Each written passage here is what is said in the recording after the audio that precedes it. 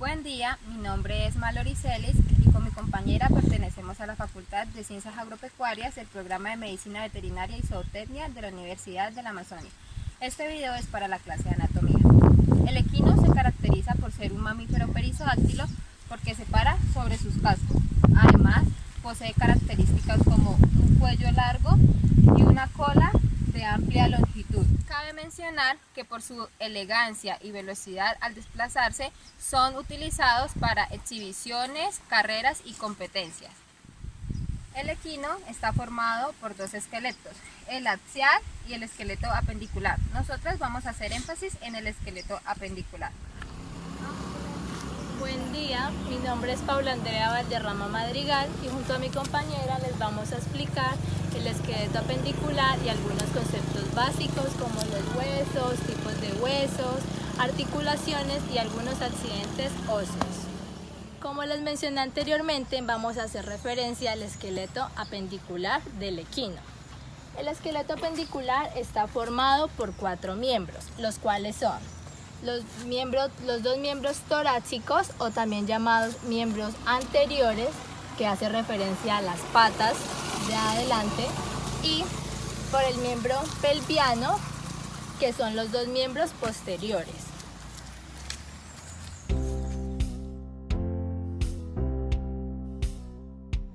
La función del miembro torácico es la de soportar todo el peso del cuerpo del animal, pues en esta ocasión estamos hablando del equino. Así que el miembro torácico cumple la función de sostén, apoyo y locomoción. El miembro torácico está formado por 4 regiones. La primera es el cinturón escapular, que es donde se encuentra ubicado el hueso de la escápula. En el segmento del brazo, que es aquí se encuentra ubicado el húmero. En el segmento del antebrazo se encuentran ubicados los dos huesos, que son el radio y la ulna. Seguimos bajando y encontramos los carpos, los cuales son 7. Son 4 en la fila proximal y 3 en la fila distal. Bajando y nos encontramos los metacarpos. Entonces ese es el gran metacarpiano y a los dos lados tenemos los pequeños metacarpianos. Y luego siguen las falanges, que son 3, y los sesamoideos, que son 2 proximales y 1 distal. Así que todo esto hace referencia al segmento de la mano. El antebrazo, el brazo y el cinturón escapular.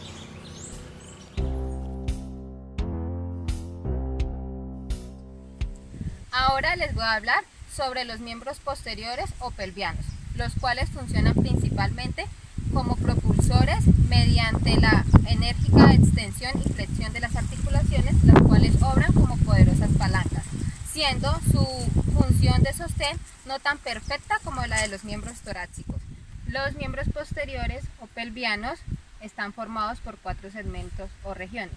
La primera es la región de la pelvis, donde vamos a encontrar el cinturón pelviano formado por el hueso del sacro, las primeras vértebras caudales, los 2 huesos coxales que se unen mediante la sínfisis pelviana formando el hueso de la pelvis. La segunda región es la región del muslo, donde vamos a encontrar el hueso fémur y el hueso patelar. Bajando encontramos la tercera región, que es la de la pierna, donde está ubicado el hueso de la tibia y la fíbula. Por último encontramos la región del pie, donde están los tarsos, el gran metatarsiano articulado con los pequeños metatarsianos, y por último encontramos las 3 falanges, la falange proximal, falange media y la falange distal, con los 2 huesos sesamoideos proximales y el hueso sesamoideo distal.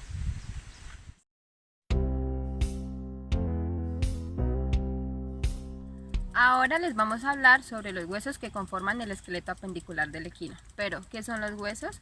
Pues bien, los huesos son órganos rígidos que forman el endoesqueleto de los animales vertebrados. Sus funciones son el sostén del cuerpo, asegurar la locomoción corporal y proteger los órganos blandos que se encuentran en las regiones de la pelvis y del tórax, así como el sistema nervioso central, médula ósea y cerebro. Estos están formados por dos sustancias, una sustancia orgánica que les proporciona elasticidad y solidez y una sustancia inorgánica que les proporciona rigidez y dureza.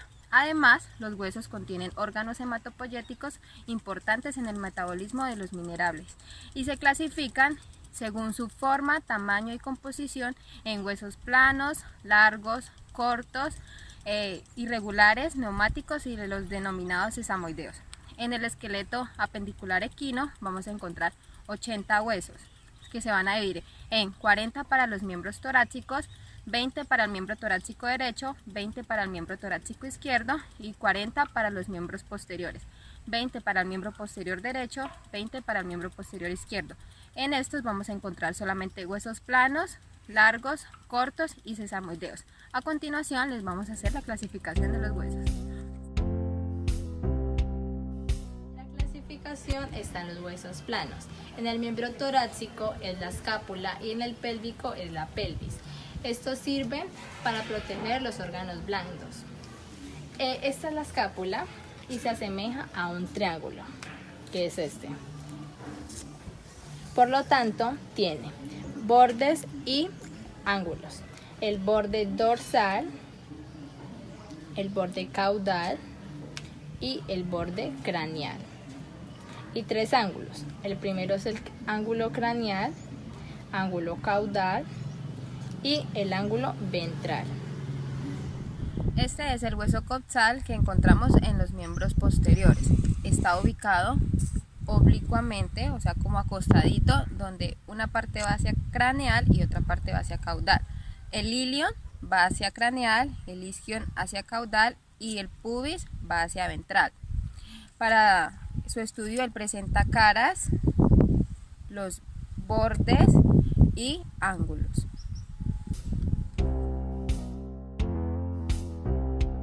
Como segunda clasificación están los huesos largos. En los miembros anteriores encontramos el húmero, el radio, la ulna, los tres huesos metacarpianos y las tres falanges.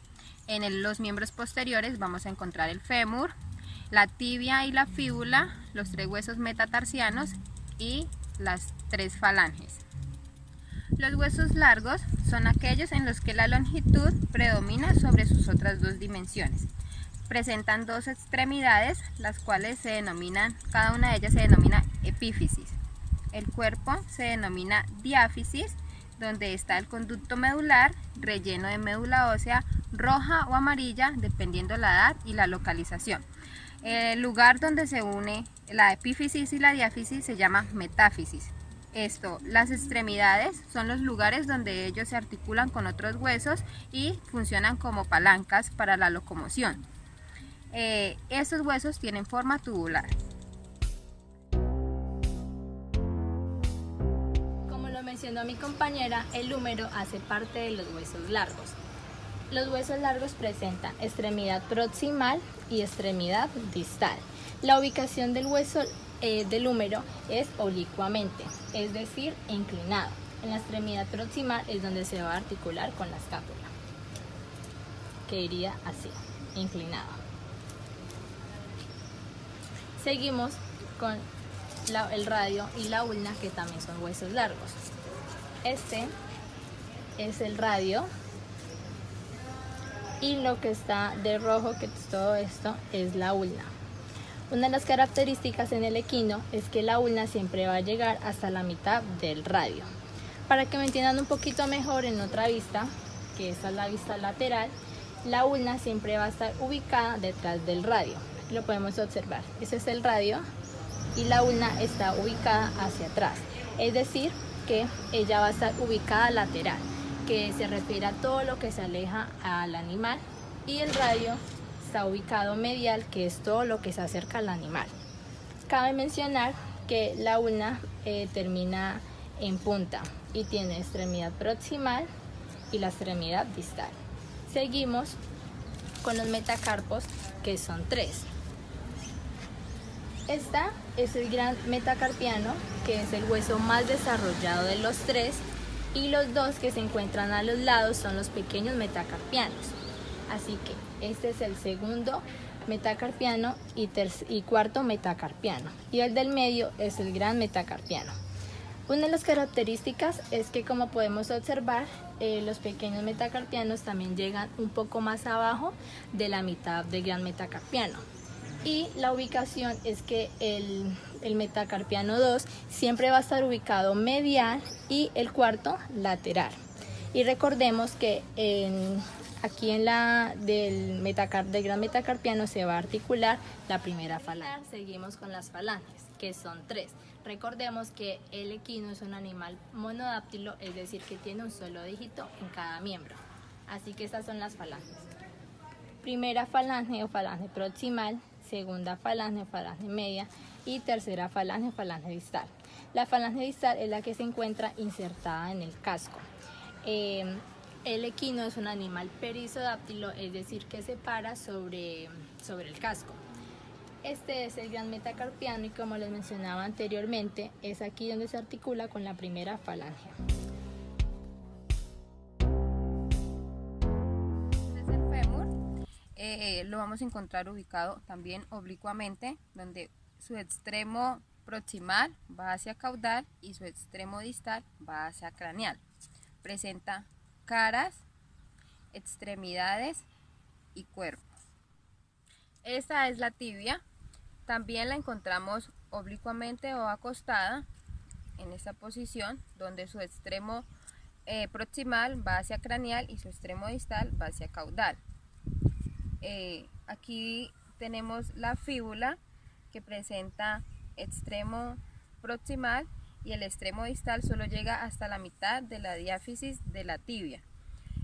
Presentan caras, los bordes y el cuerpo. Y las extremidades. Aquí tenemos el gran metatarsiano y los pequeños metatarsianos. Ellos presentan extremidad proximal, el gran metatarsiano extremidad distal. La extremidad distal de los pequeños metatarsianos van un poquito más abajo de la mitad de la diáfisis del gran metatarsiano. Se encuentran verticalmente y, como ya lo dije, presentan extremos, bordes y caras. Por último, como huesos largos, entonces encontramos las 3 falanges: falange proximal o primera falange, falange media o segunda falange y la tercera falange o falange distal, que se encuentra insertada en el casco del equino. La tercera clasificación son los huesos cortos. Tanto en el miembro torácico como en el miembro pélvico son los carpos. La única diferencia es que en el torácico son 7 y en el pélvico son 6. En cuanto a la función de los huesos cortos, es que ellos sirven como amortiguadores de los golpes. ¿Qué quiere decir esto? Que cuando el animal sufre alguna lesión, pues el resto de huesos no se desgastan tan rápido. Y la forma que presentan los huesos cortos es cuadrada, es como la de un cubo, como lo podemos observar. Estos son los carpos del miembro torácico, que siempre van a ser 7, 4 en la fila proximal y 3 en la fila distal. Voy a explicar lo siguiente. Este, que es el segundo hueso carpal, siempre va a estar ubicado debajo del carpo radial. El tercer hueso carpal va a estar ubicado debajo del carpo intermedio y el cuarto hueso carpal siempre va a estar ubicado del carpo ulnar. Voy a explicar la fila proximal. Imaginemos que esta es la mano del equino. Entonces acá va a estar el radio y la ulna y acá los metacarpos. La ubicación es que siempre el primer carpo, que es el carpo radial, va a estar ubicado medial. El segundo es el carpo intermedio, que va a estar entre el segundo carpo y el tercer carpo. El tercero es el carpo ulnar, que está ubicado hacia el lateral, y el último, que es el carpo accesorio, va a estar ubicado hacia palmar y lateral. Recordemos que la superficie palmar es todo lo que se encuentra atrás de la mano del equino. Y en cuanto a la fila distal, siempre van a ser 3 carpos. El primer carpo no va a aparecer, así que es llamado un carpo inconstante. Este, que es el segundo hueso carpal, también va a estar ubicado medial. Este, tercer hueso carpal y cuarto hueso carpal, que siempre va a estar ubicado. Estos son los tarsos del equino. son 6. En la línea proximal vamos a encontrar 2, que son el astrágalo y el calcáneo. En la línea media vamos a encontrar solo un hueso, que es el hueso tarsal medio, y en la línea distal vamos a encontrar 4, que van a ser el hueso tarsal 1, el hueso tarsal 2, el hueso tarsal 3 y el hueso tarsal número 4. Pero el 1 y el 2 se fusionan, quedando así en total 6 tarsos para el equino.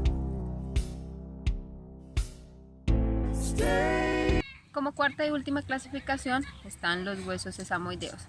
En el miembro anterior encontramos 3 y en los miembros posteriores encontramos 4. Estos son huesos pequeños y redondeados con forma de semilla de sésamo que se encuentran incrustados en los tendones flexores y en medio de las falanges de los dedos.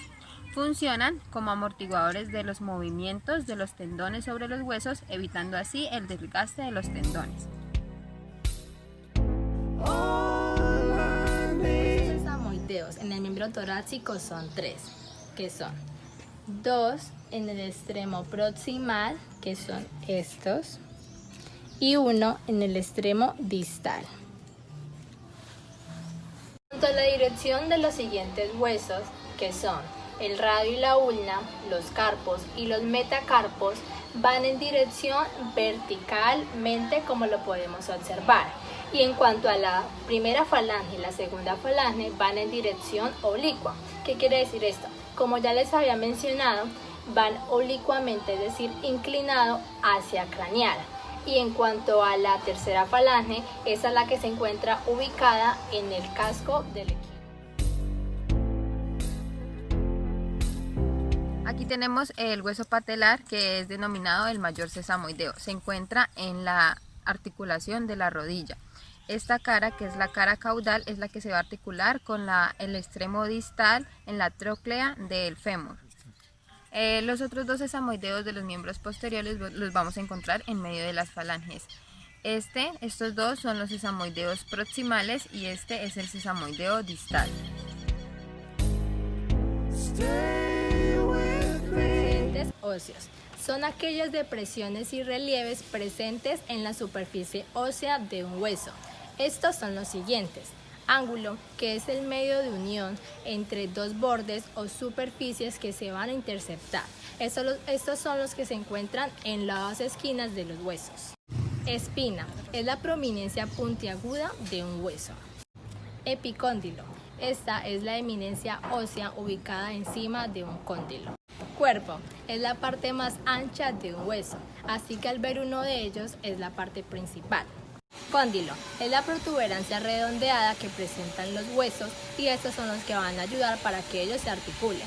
Cresta, es el reborde agudo o prominencia que presentan algunos huesos. El proceso, es la eminencia de engrosamiento natural de un hueso. Los bordes son las porciones expuestas de un lado superior o inferior o bien sea de los lados del hueso. Y la cabeza es la parte superior del hueso, que por lo general es la más grande y redondeada. Estas son otras definiciones de accidentes óseos. Encontramos el foramen, que es un agujero u orificio en determinadas partes de un hueso para las venas y nervios. La fosa es una depresión en el hueso que a menudo recibe un hueso que se articula. También está el trocánter, que es una prominencia grande para inserciones musculares. Es más grande que la tuberosidad y el tubérculo. La tuberosidad es una prominencia elevada que por lo general también es para inserciones musculares. El tubérculo es una tuberosidad pequeña. El sulco es una hendidura, ranura, repliegue o depresión lineal. Está el cuello, que es una parte estrecha, por lo general en la base de la cabeza. La línea es una banda, tira, estría o reborde estrecho. A menudo es el trazo imaginario que conecta diversos puntos anatómicos de referencia. Por último está la cavidad, que pueden ser de 2 tipos. La glenoidea, que es una concavidad poco profunda, y está la cotiloidea, que es una cavidad profunda, por ejemplo la cavidad acetabular.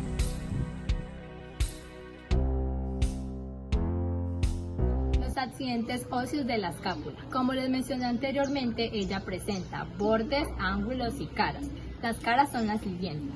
Esta que es la superficie medial o costal y aquí es la superficie lateral.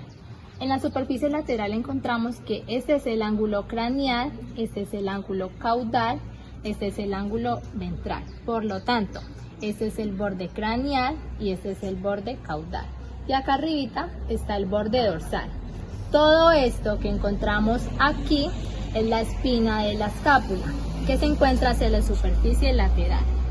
Esto de aquí es la tuberosidad de la espina. Ella presenta dos fosas, que es la fosa supraespinosa, que es la más pequeña, y la fosa infraespinosa, que es la más grande. Seguimos bajando y encontramos el cuello, el tubérculo supraglenoideo, que es esto, y aquí que es la cavidad glenoidea, que es muy importante debido a que aquí es donde se va a articular la cabeza del húmero. En la superficie medial o costal encontramos que aquí ya va a ser el ángulo caudal y por lo tanto este es el borde caudal. Y aquí el ángulo craneal, entonces este será el borde craneal. Y acá el ángulo ventral. Aquí ya va a presentar lo que es dos superficies serratas, que una es esta y la otra es esta, que aquí es donde se van a insertar los músculos serratos. Acá ya va a ser la fosa subescapular. Seguimos bajando y encontramos el cuello. Esto que aquí tenemos encerrado es el proceso coracoides y este es el tubérculo supraglenoideo. Una de las diferencias para saber cuál es la vista es que en la superficie lateral se va a encontrar la espina y en la superficie medial, como podemos observar, ya no se encuentra. Y el extremo distal, que es donde podemos observar la cavidad glenoidea, que como les decía es muy importante debido a que aquí es donde se va a articular la cabeza del húmero. Y también podemos observar el proceso coracoides y el tubérculo supraglenoideo. La diferencia de la escápula del equino a la del bovino es que la del bovino tiene acromión, que es esta puntica. En cambio, la escápula del bovino no la presenta, así que esa es la diferencia. El bovino presenta acromión y el equino no la tiene. El húmero. Esta es una vista craneal. En el extremo distal encontramos la cabeza, seguimos bajando y encontramos el cuerpo o la diáfisis, y en el extremo distal está presente la tróclea, la cual está dividida por dos cóndilos, el cóndilo medial y el cóndilo lateral. ¿Cómo sabemos cuál es el borde? Debido a que el borde medial es el más recto y el borde lateral es el más curvo. Lo importante en este hueso es que tiene la presencia de tres tubérculos, que son el tubérculo menor, el tubérculo intermedio y el tubérculo mayor. El tubérculo menor siempre va a estar ubicado en el borde medial y el tubérculo mayor en el borde lateral. Y ellos están separados por unos surcos llamados intertuberculares, que son los espacios entre los tubérculos.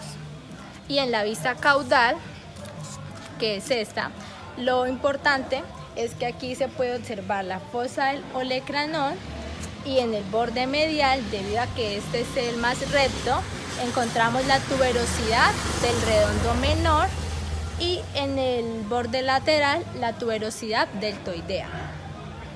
La diferencia del húmero del equino a la del bovino es que la del bovino solamente tiene dos tubérculos y el equino presenta tres. Entonces, esa es la del bovino, que tiene dos tubérculos, el tubérculo menor y el tubérculo mayor.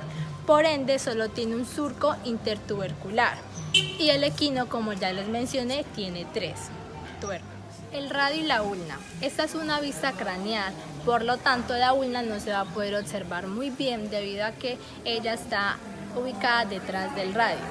Entonces, lo importante es que aquí se puede observar el cuello del hueso, que es esto, y acá encontramos unas tuberosidades radiales, que esta es la tuberosidad radial medial y esta es la tuberosidad radial lateral.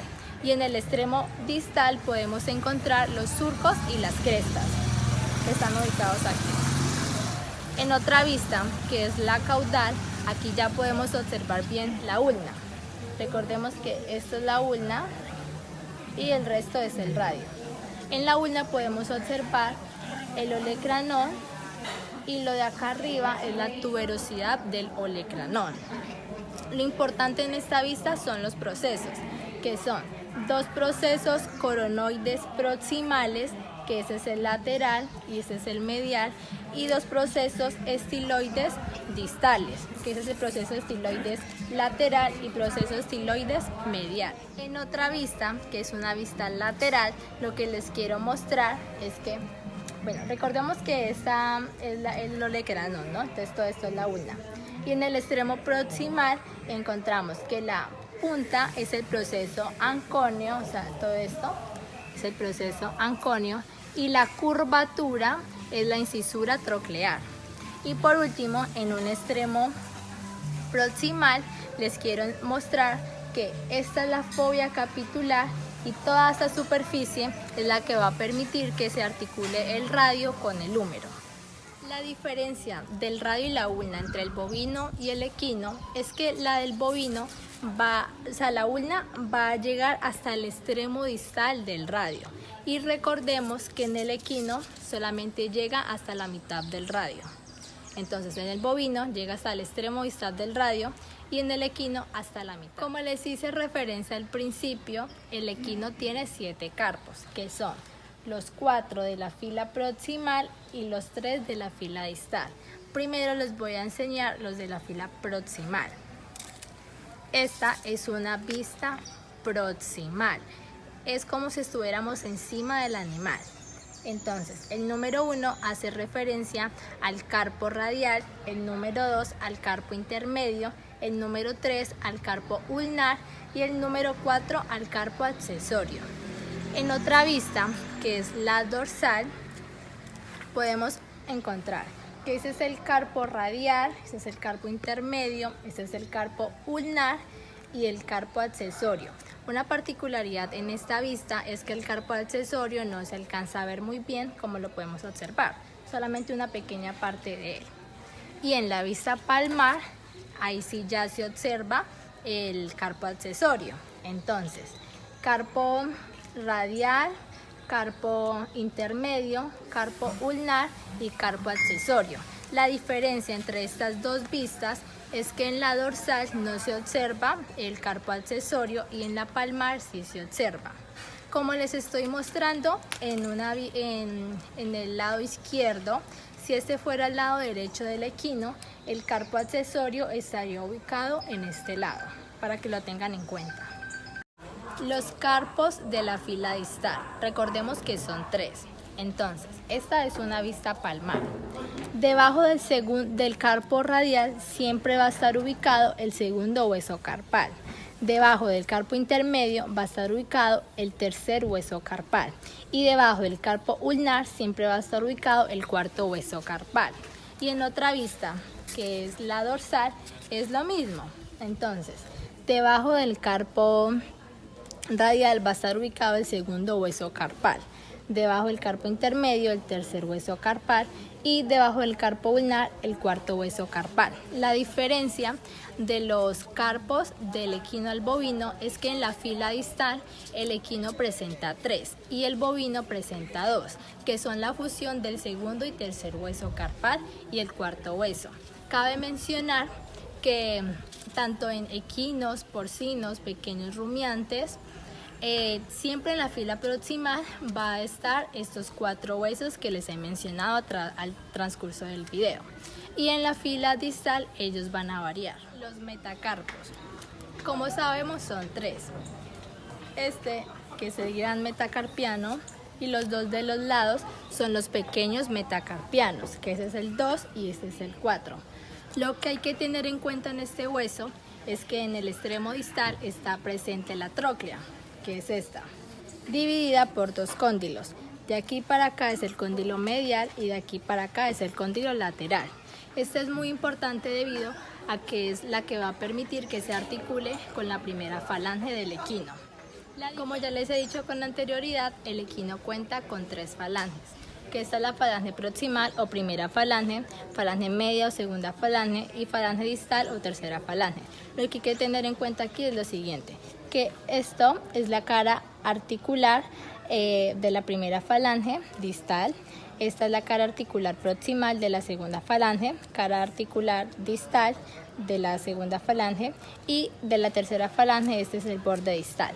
La diferencia de las falanges del equino al bovino es que el bovino cuenta con 6, debido a que es un animal bidáctilo. Entonces tiene 3 falanges en un dedo y 3 en el otro, para un total de 6 falanges. Y para terminar el miembro torácico, seguimos con los huesos sesamoideos, que son 3 en el equino. 2 sesamoideos proximales, que son los que se encuentran en la extremidad proximal de la primera falange, y un sesamoideo distal que se encuentra en el intermedio de la tercera falange y la segunda falange.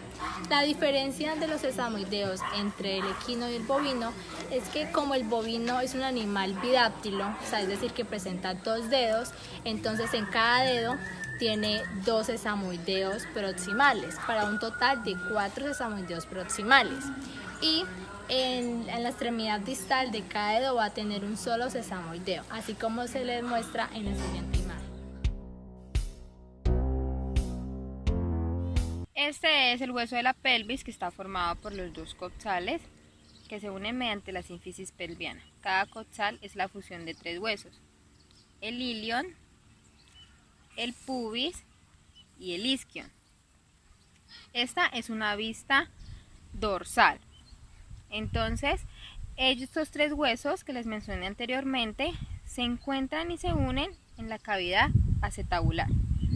Este es el extremo lateral, donde encontramos la tuberosidad coxal, y este es el extremo medial, donde encontramos la tuberosidad sacral.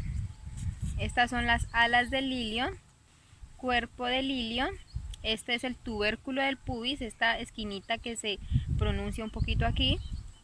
En el isquion encontramos el arco isquiático, que es esta prominencia un poquito. Este es el foramen obturador, que es importante porque por aquí pasa el nervio obturador. Esta parte angosta es el cuerpo del isquion. Esta es una vista lateral de un coxal. Entonces, esto es el ilion, esta parte es el ilion, esta es la cavidad acetabular, y esto de acá es el isquion. Esta es una vista ventral de un coxal. Podemos notar la cavidad acetabular, que se ubica lateral y ventral. Como ya les había mencionado, es el punto de encuentro de los 3 huesos: el ilion, el pubis y el isquion. Esta cavidad es muy importante porque es aquí donde se va a articular el coxal con la cabeza del fémur. Ahora les voy a mostrar cuál es la diferencia con el coxal del bovino. Como podemos ver, las alas del ilion son más grandes que en las del bovino, pero el isquion es mucho más grande en el bovino que en el equino, y el tubérculo púbico es mucho más prominente en el bovino que en el equino. Vamos a hablar del fémur. Esta es una vista craneal del fémur equino. Donde se encuentra el trocánter mayor, que es esto, es el borde lateral, y donde se encuentra la cabeza del fémur, que es esta, es el borde medial. Lo importante del fémur es que presenta trocánter. Como ya lo mencioné, este es el trocánter mayor, este es el tercer trocánter, y esta parte de acá es el trocánter menor. Esta es la parte proximal y esta es la parte distal. En la parte distal encontramos los epicóndilos. El epicóndilo lateral, que va donde está el trocánter lateral, epicóndilo lateral, y epicóndilo medial, donde está debajo de la cabeza del fémur. Esto es el cuerpo del fémur. En la vista craneal del fémur es importante resaltar que en la extremidad distal se encuentra la tróclea. en los extremos los epicóndilos, como ya los mencioné anteriormente. Pero en la tróclea es craneal y es importante porque aquí es donde se nos va a articular la parte caudal del hueso patelar o la rótula como tal, formando la articulación de la rodilla o hace parte de la articulación de la rodilla. Bueno, esta es una vista caudal del fémur. Este va a ser el borde lateral y este va a ser el borde medial. Lo importante de esta vista es que aquí vamos a encontrar las fosas. Aquí está la fosa trocantérica, la fosa supercondilar y la fosa intercondilar, que está en medio de los dos cóndilos, que es el cóndilo lateral, cóndilo medial, que va a ser en donde se nos va a articular la cabeza de la tibia. Esta es una vista lateral del fémur. Este que vemos aquí es el trocánter mayor. Así se miraría el fémur desde una vista medial. Esta es la cabeza del fémur y lo que vemos acá atrás es el trocánter mayor. Así miramos un fémur desde una vista proximal. Esta es la cabeza del fémur, que es la que se nos articula con la cavidad acetabular, y esto es el trocánter mayor, o sea que es como si lo estuviéramos viendo así. Por último, esta es la vista distal del fémur. Así se miraría el fémur si lo miramos así. Entonces este es el cóndilo lateral, este es el cóndilo medial y esto sería la tróclea. Esto de aquí sería el epicóndilo medial. Ahora la diferencia que hay entre el fémur del equino, que es este en una vista craneal, y la diferencia del fémur en un bovino, que sería esto desde una vista también craneal, es que el fémur del bovino no presenta tercer trocánter. El tercer trocánter es un trocánter especial y específico del equino. Ninguna otra especie lo va a presentar. Esta es el hueso patelar o la rótula como tal. Esta es una vista craneal. Ya lo había mencionado que es un hueso sesamoideo. Lo que nos va a hacer es amortiguar el movimiento de los tendones en el hueso para que no se desgasten los tendones en la articulación de la rodilla. Y esta es una vista caudal que, como les acabo de mencionar, es la que se nos va a articular con la tróclea que encontramos en la parte distal del fémur. Aquí tenemos la tibia que se encuentra articulada con la fíbula. Vamos a hablar sobre sus accidentes óseos, pero primero cabe mencionar que al ser un hueso largo, ella también funciona o participa en el sostén y locomoción del cuerpo. Entonces, la fíbula siempre la vamos a encontrar en el borde lateral, por cual entonces este va a ser el borde medial. En el extremo proximal vamos a encontrar la tuberosidad de la tibia y la fíbula presenta su extremidad, la cabeza, que está en la extremidad proximal, que es la que se articula con la cara articular de la tibia. La extremidad distal de la fíbula solo llega hasta la mitad de la diáfisis En el extremo distal de la tibia están los maleolos, el maleolo lateral, que es este, y el maleolo medial, que es este. Esto es de una vista craneal. En cuanto a una vista caudal, entonces este va a ser el borde lateral. Y esta esquina de acá es la cara articular con la fíbula. Aquí es importante estas líneas porque va a ser donde se va a insertar el músculo popliteo. Así se ve la tibia desde una vista medial, entonces esto es el maleolo medial. Aquí se alcanza a ver muy débilmente la articulación con la fíbula. Así se miraría desde una vista lateral. Entonces este es el maleolo lateral. En la extremidad proximal es donde ella se va a articular con la extremidad distal o los cóndilos del fémur. Esto sería la vista proximal, que es la cara que se articula con los cóndilos del fémur.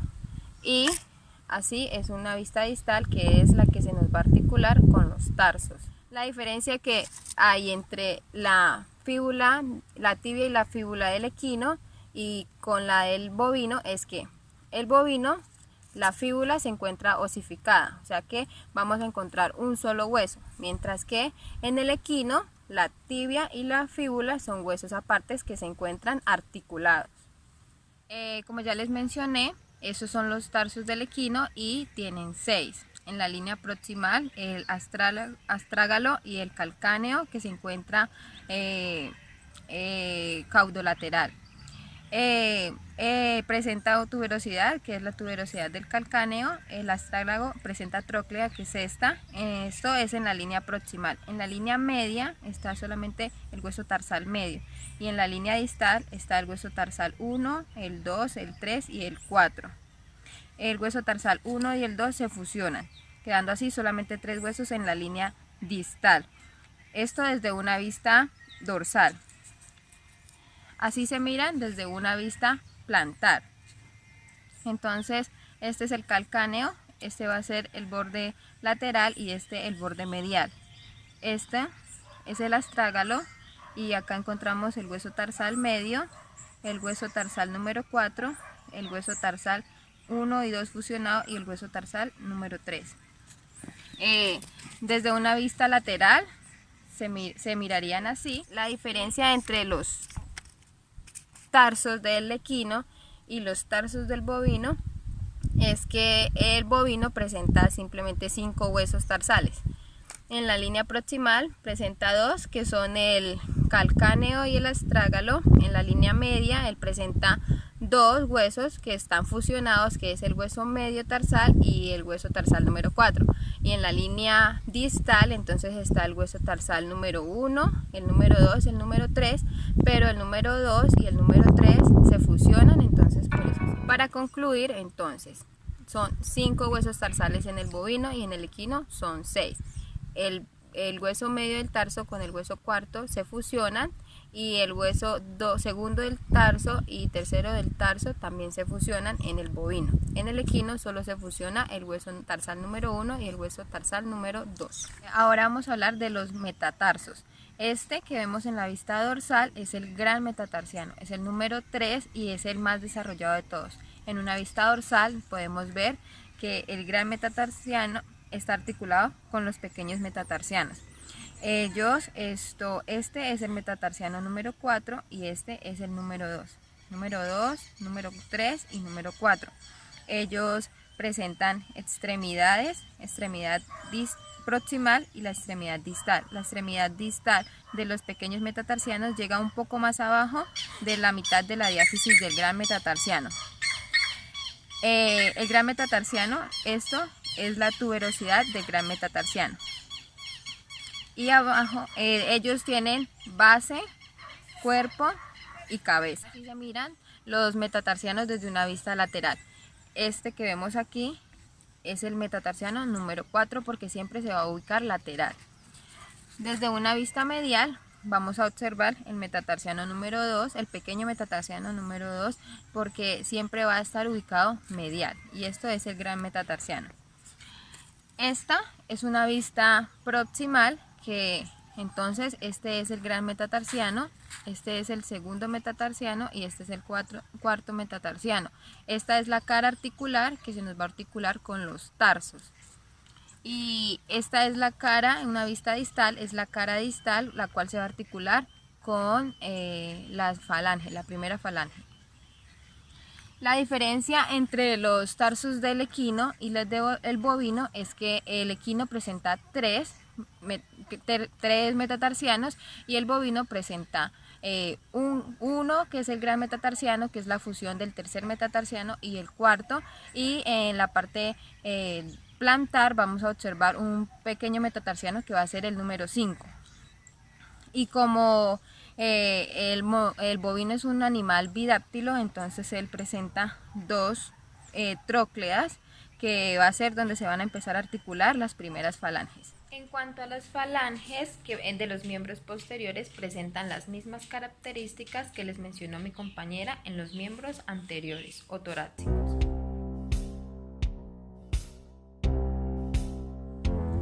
Ahora, como lo mencionó mi compañera, les vamos a hablar sobre las articulaciones que se encuentran en el esqueleto apendicular. ¿Qué son las articulaciones? Pues bien, las articulaciones son la estructura anatómica que nos permite la unión de dos huesos o de un hueso y un cartílago. Estas se estabilizan mediante ligamentos que unen sus extremos óseos y tienen movimiento gracias a los músculos que se insertan en sus proximidades. Dentro de las principales funciones de las articulaciones están construir puentes de unión entre los componentes del sistema óseo, también está facilitar los movimientos mecánicos y darle plasticidad y elasticidad al cuerpo. La parte de la anatomía que se encarga del estudio de las articulaciones se denomina artrología. Las articulaciones están divididas fisiológicamente. ¿Qué quiere decir esto? Que es la función que cada una de ellas va a realizar. Y aparte de ello, para que los huesos se puedan articular, debe de haber la presencia de algún líquido. Así que se encuentran divididas de la siguiente forma. La primera, que son móviles o también llamadas verdaderas. La segunda son inmóviles y la tercera poco móviles. Así que las móviles son llamadas diartrosis o diartrodiales, que su medio de unión es líquido sinovial. Y aparte de ello se encuentran clasificadas de la siguiente forma: artrodial, enartrodial, trocoide, gínglimo, condilar y articulación en silla de montar. La segunda es la inmóvil o también son llamadas sin artrosis o falsas. Su medio de unión es tejido fibroso y se encuentran clasificadas en sindesmosis, suturas y gónfosis. Y por último, las poco móviles, que son las anfiartrosis, que su medio de unión es tejido cartilaginoso y fibrocartílago. Y aquí se encuentran las sincondrosis y la sínfisis. Ahora, junto con mi compañera Mallory, les vamos a indicar fisiológicamente qué tipo de articulación se encuentra tanto en el miembro torácico y como en el miembro pélvico, e indicando en qué clasificación entra y presentando cada uno de las articulaciones externamente. En el cinturón escapular se encuentra la articulación cisarcosis. Aquí estaría la escápulo-humeral, que es la articulación del hombro. La húmero-radio-ulnar estaría ubicada aquí, que es la articulación del codo. Y en el antebrazo se va a dar la articulación radio-ulnar. Seguimos con las articulaciones. El radio se va a articular con los carpos. Y aquí va a dar origen a las articulaciones radiocarpiana y radiointercarpiana. Luego el carpo se va a articular con el metacarpo y eso se llama carpo metacarpiana. Luego el metacarpo con la primera falange y los sesamoideos se va a llamar metacarpo falango sesamoidea. Luego la primera falange con la segunda falange se va a llamar interfalángica proximal y la segunda falange con la tercera falange se va a denominar interfalángica distal.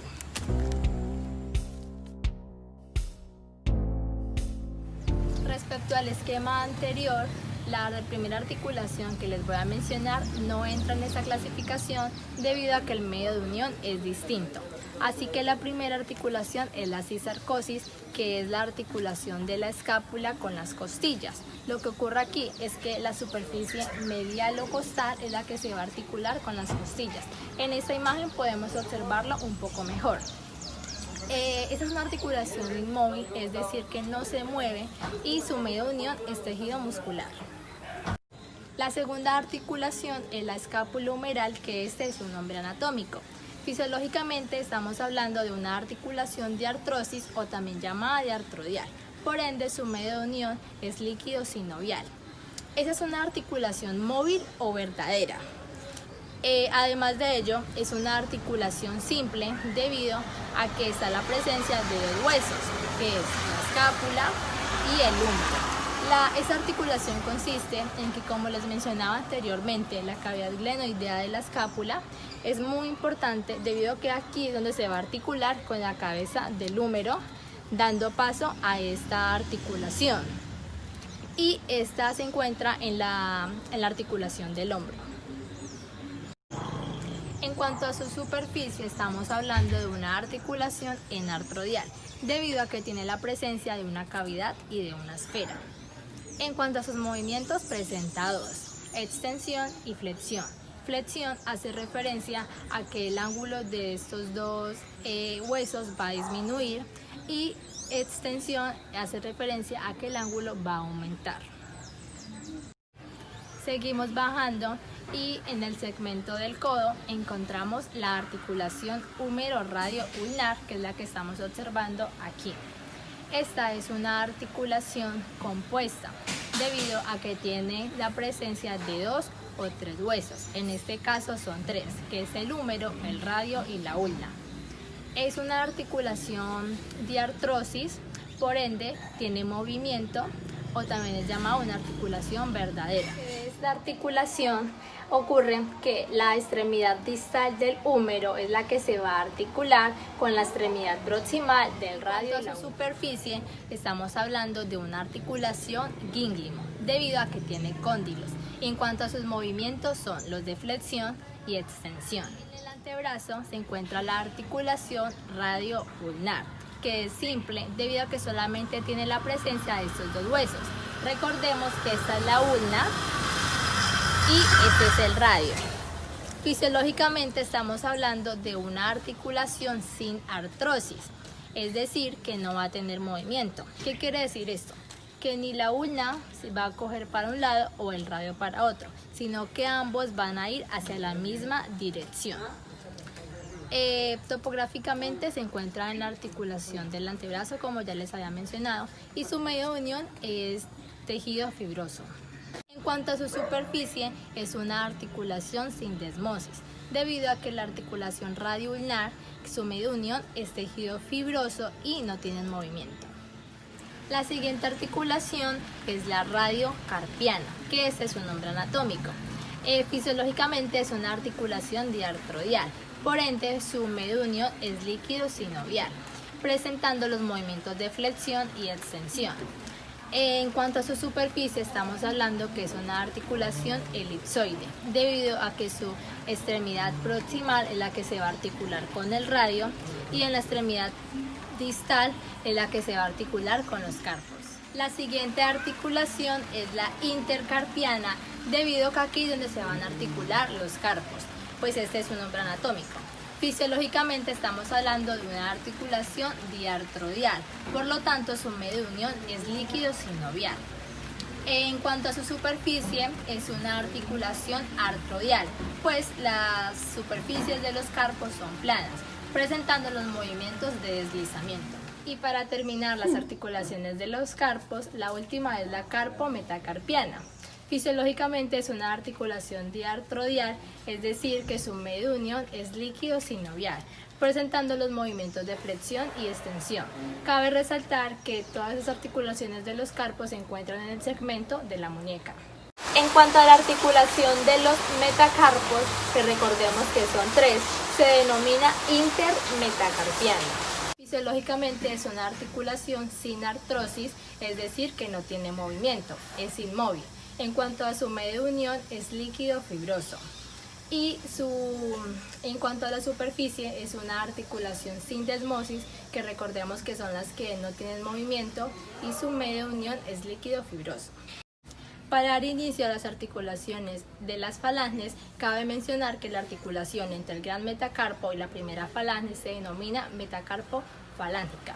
Así que la articulación entre el gran metacarpiano, la primera falange y los dos sesamoideos proximales se llama metacarpo falango-sesamoidea. Fisiológicamente estamos hablando de una articulación diartrodial, así que su medio de unión es líquido sinovial. En cuanto a su superficie, estamos hablando de una articulación gínglimo, debido a que tiene presencia de cóndilos. Y en cuanto a su ubicación externamente, es la articulación del menudillo.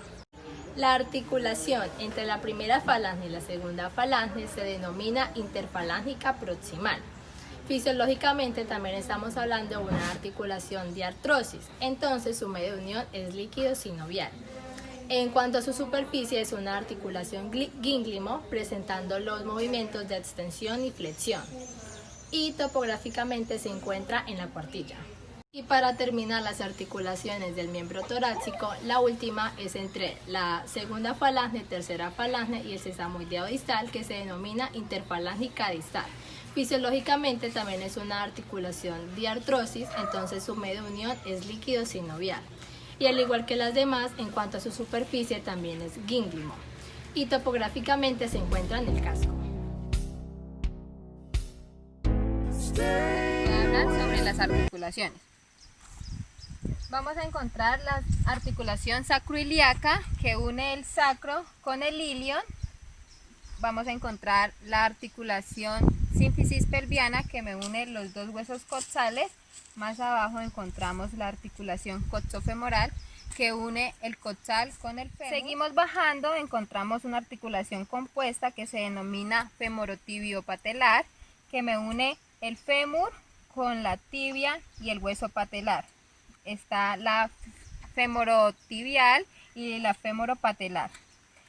En el segmento de la pierna encontramos la articulación tibiofibular que me une la tibia con la fíbula. Encontramos la articulación que une la tibia con la línea proximal de los tarsos y se denomina tarsotibial. La articulación que me une los tarsos se denomina intertarsiana y la articulación que me une el metatarso con la fila distal de los tarsos se denomina tarsometatarsiana. Estas articulaciones son articulaciones del corvejón. En la región del pie vamos a encontrar la articulación intermetatarsiana que me articula el gran metatarsiano con los pequeños metatarsianos. La articulación que me une el gran metatarso con la primera falange y los sesamoideos proximales se denomina metatarsofalangosesamoidea y está en el menudillo.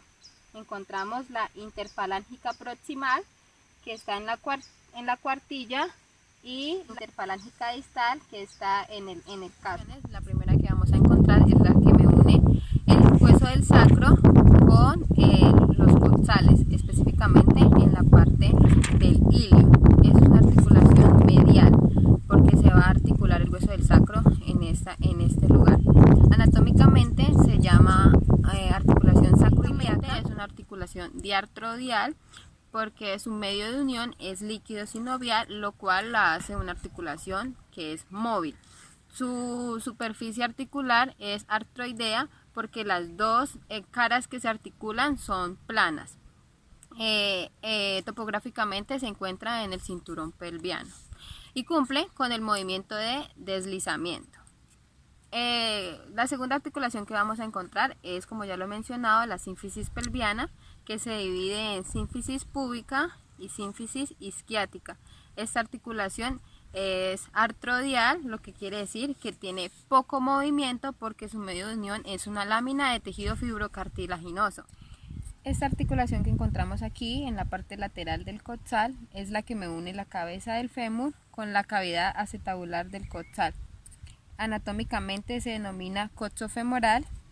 Topográficamente se encuentra en la articulación de la cadera y es una articulación fisiológicamente diartrodial porque su medio de unión es líquido sinovial y lo que la hace una articulación móvil.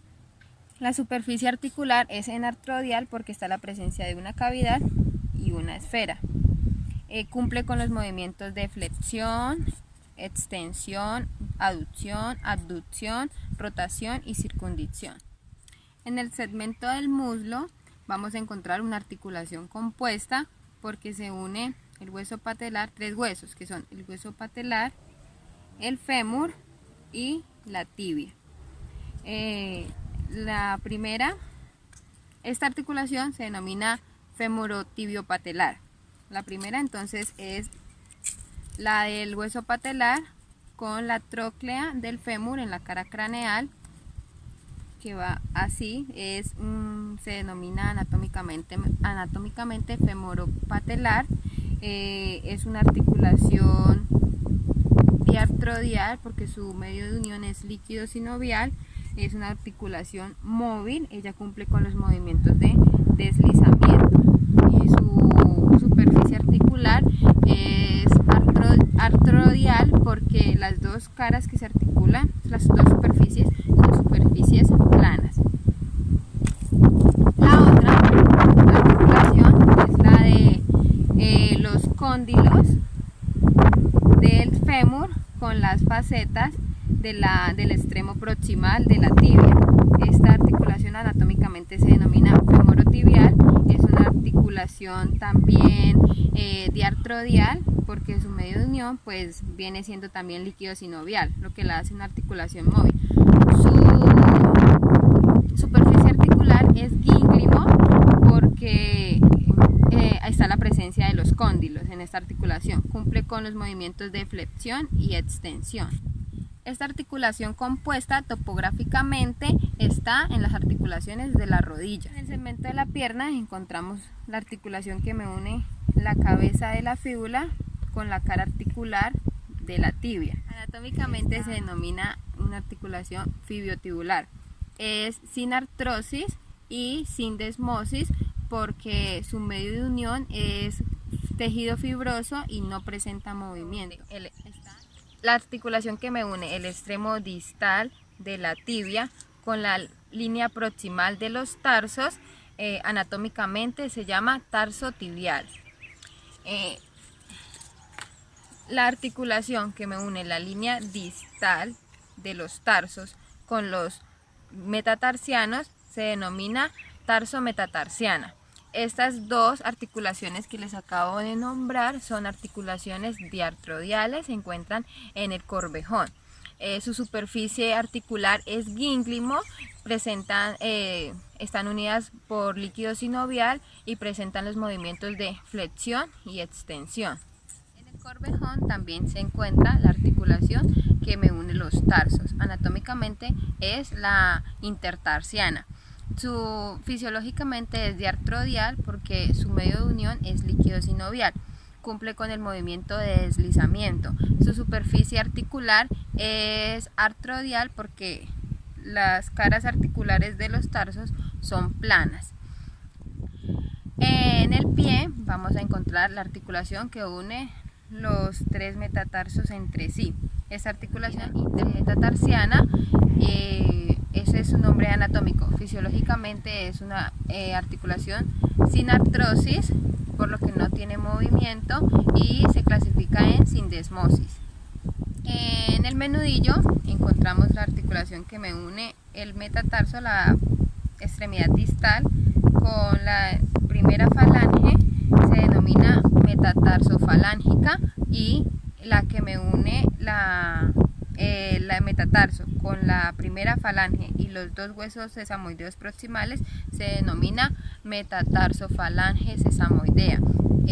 Más abajo vamos a encontrar la articulación que articula la primera falange con la segunda falange o la falange media, se denomina interfalángica proximal, y la que me une la parte distal de la segunda falange con el hueso sesamoideo distal y la tercera falange o la falange distal se denomina interfalángica distal. Estas tres articulaciones son fisiológicamente diartrodiales, tienen medio de unión líquido sinovial, su superficie articular es gínglimo y cumplen con la función de extensión y flexión.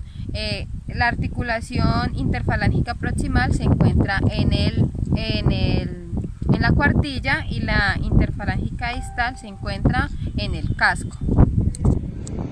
Así que, junto con mi compañera, hemos terminado el video sobre el esqueleto apendicular en el equino. Espero haya sido entendible y agradable. Muchas gracias por su atención.